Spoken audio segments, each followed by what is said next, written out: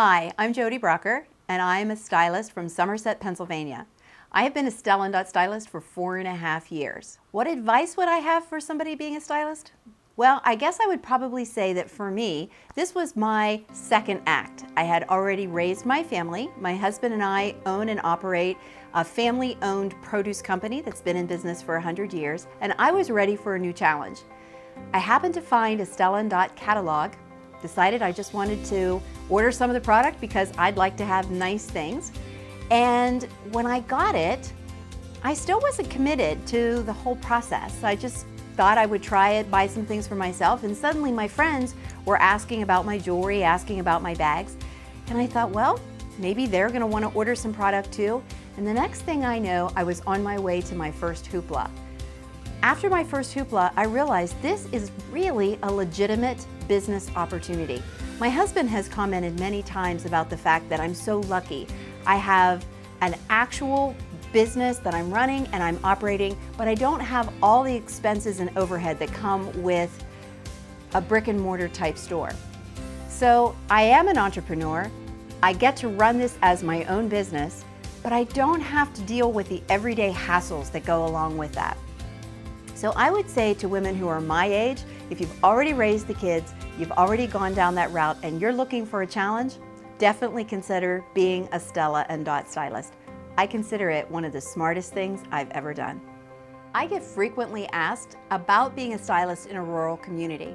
Somerset is only 6,000 people in Somerset proper. And the thing I point out to people is we have a 45-minute drive just to the closest Target. Just because women in Somerset County don't necessarily have those things right at our fingertips, it doesn't mean they don't want beautiful things. And by being a stylist and offering beautiful items right on their door with a personalized customer service, I've been able to build my business in a way that my customers depend on me and they like what I'm bringing to them. My first hoopla, well, I had decided that if I was going to be a Stella & stylist, it was time to just embrace the concept. So I got on a plane, bought a ticket, took off, went to Hoopla, and I knew absolutely no one. When I got there, I was amazed and impressed by the women I encountered.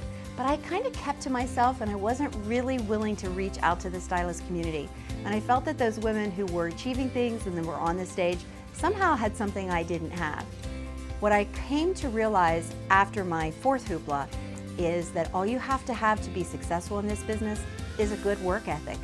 Just do the work, follow the plan, and it all comes together. What would I tell a new stylist? What advice would I give?